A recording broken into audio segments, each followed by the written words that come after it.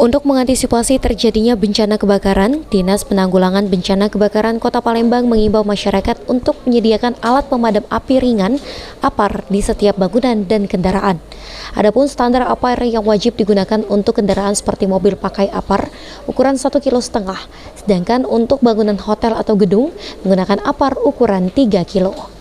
Kepala Dinas Pemadam Kebakaran dan Penanggulangan Bencana PKPB Kota Palembang Diki Lenggardi Tatung mengatakan, penggunaan APAR ini sudah diatur Perda Kota Palembang.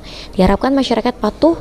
Damkar sudah membentuk tim untuk memastikan penerapan APAR berjalan di tengah masyarakat.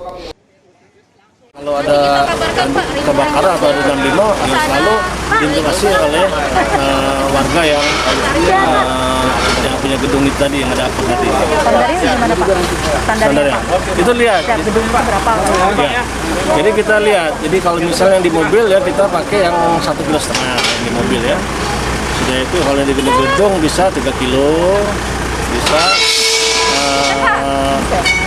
5 kilo, tergantung mana yang warga yang memerlukan.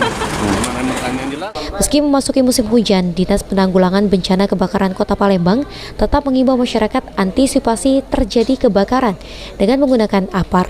Abidin Rewanto, PAUL TV.